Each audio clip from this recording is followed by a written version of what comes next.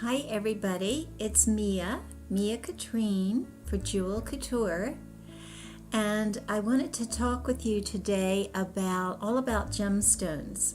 I've always loved gemstones. They're the inspiration for all my jewelry collections, from my original collection up to the current collection. They all feature beautiful gemstones. And I've always loved, that's what got me into becoming a jewelry designer. I started collecting gems from all around the world and learning more about them and appreciating them and their beauty. And the more you know about them, the more you get enjoyment from them. So I'll start with some very basic points about gemstones in case you don't know too much about it. If you know somewhat about gemstones already, it might be a little bit repetitious, but it will give you some of the basic information in a kind of nutshell. And one book that if you really wanted to get into it, here is a book that's used by people who study gemology. You know, it's a really thick book all about gemstones, so I often use this as a reference.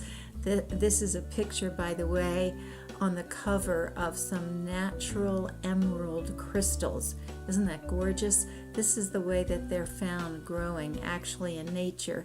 And up behind me is a picture of a necklace that I created from my original collection that features emerald briolets cut into Colombian emeralds, all in 18 and 22 karat gold with diamonds. So a very unique, one-of-a-kind piece. They're cut in this kind of drop or briolet shape. I'll get into that. And they're cut on cabochon, the kind of rounded form. So I'm going to tell you some basic things about gemstones so that when you see some you'll know some basic things about them, and the more you get into it, the more you'll probably want to learn about it, and the more appreciation you'll have of them. So you've probably heard in reference to diamonds what are called the 4 C's, and they are the carat weight, the cut, the clarity, and the color, and that's what's used to evaluate diamonds. So that these 4 C's can actually be applied to all colored gemstones as well. So I'd like to go over those a little bit, and then I'm going to show you some gemstones. By the way, so it's not too theoretical, let me start by showing you some pieces from my signature collection. This is a brand new ring, ruby ring that's just been set. Really pretty. So I'll show that to you. And it has diamonds and white sapphires in it. It's checkerboard cut. This is a natural ruby. I only use all natural stones. I don't use anything that's synthetic or artificial. And these are being cut by master craftsmen. Really pretty piece, deep ruby. And it's in, 18 to 22 karat gold. Let me show you a couple other pieces. Here is the bracelet, and this has sapphires on the end, cut on cabochon. That means a kind of rounded form, not faceted. And it's all in 18 karat gold with diamonds in it. And I am wearing earrings in blue topaz. Topaz is one of a kind of gemstone I'm sure you're all familiar with. It comes in all different colors. The blue is very popular. And here is a pendant featuring a very large blue topaz. This is 18 millimeters round with diamonds. This one is in silver. Okay, so let's start. Go back and talk about the first C, which is carat weight.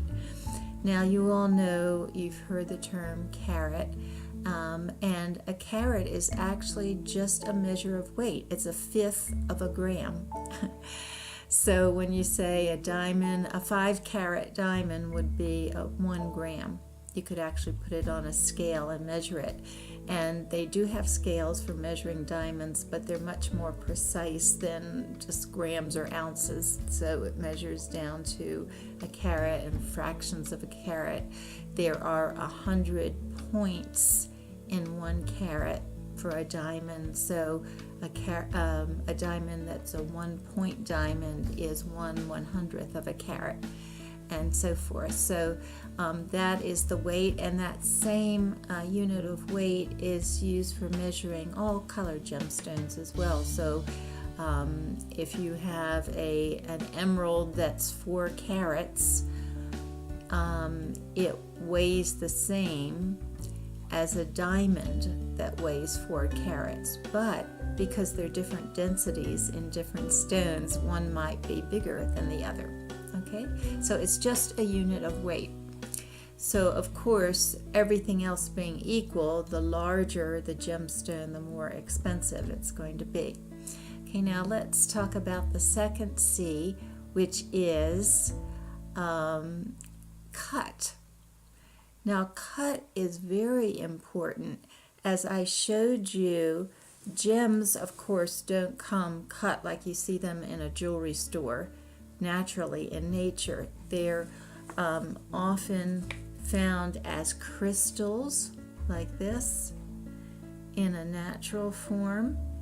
And then the lapidary is somebody that cuts gemstones, will take the gemstone and cut it.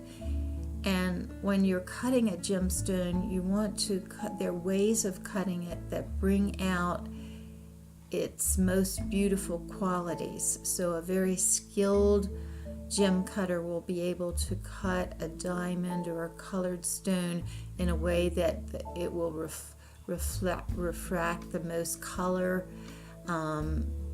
reflect the most light, and just in generally be most beautiful.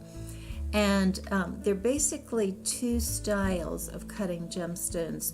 One is cutting it so it has facets. Now, facets are just little, like, kind of windows. For example, in this a ruby ring that I showed you, if you look at the top, you can see that it has different facets in it, and that helps reflect the light in a really pretty way. And when the gem cutter cuts the gemstone, it's almost like sculpting. It's almost like a sculptor sculpting a statue. He actually has to cut off each facet. So the people that are cutting my gemstones in this collection, in my newest signature collection, are master gem cutters. One company that I'm using has been doing this for hundreds of years in their family, and so they're very, very skilled at it. And of course, as you get into cutting more and more expensive stones, you have to have more and more skill. If you're cutting a diamond that's going to sell for $100,000 or $1 million or more, something like the Hope diamond, something of that size and that quality, you have to be very, very skilled, have been doing this for many, many years, because so much is at stake. And often when they cut really, really precious gemstones, they'll study the gemstone for a long time before cutting it to determine what's the best possible way to make it the most beautiful when it's done.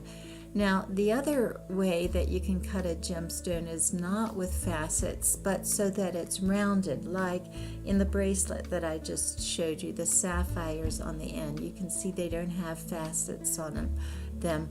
Or in the picture up here of the emeralds, they're a drop shape, which is also called a briolette. It's a French term. It means just the gem is dangling down, and I've always loved that form of gemstone, by the way, because you get to see the whole gemstone, and so it reveals all of its beauty, whereas a gem that's in a setting like this, you're basically just looking at the top of the gemstone. But anyway, it's a French term. It comes from a French term on cabochon, which means, rounded in that way.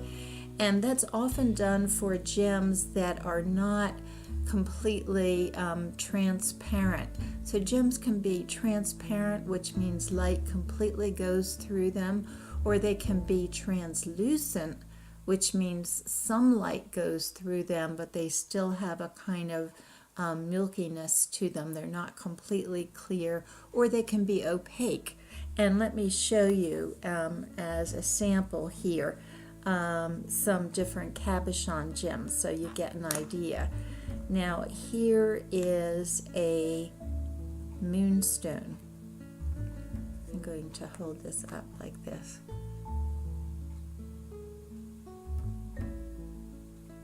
A moonstone. So you can see, first of all, it's a cabochon. It's not a faceted gemstone. There are no windows in it, no sharp angles on it. It's cut in a rounded way, and it's basically translucent, which means some light is coming through it, but it's not completely clear. Okay, so that is a moonstone, cabochon, and a stone like this blue topaz is completely transparent. And then a stone that would be completely opaque would be coral. This is natural coral.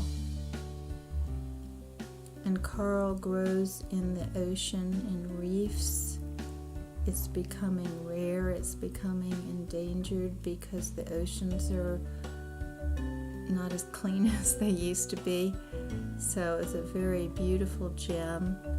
And you can see that's a cabochon, but it's completely opaque. No light goes through it. So they're all beautiful in different ways. Let's see, let me show you another gem, which would be, here are some emeralds. And this emerald is faceted. You can see the facets on it, but it's basically opaque, but it has a little bit of translucency to it. So that's another thing to know, is that some gemstones come in various forms. Like an emerald can be completely transparent, or it can be opaque, or it can be translucent. So with all the gemstones, each gemstone comes in a range of different qualities and types.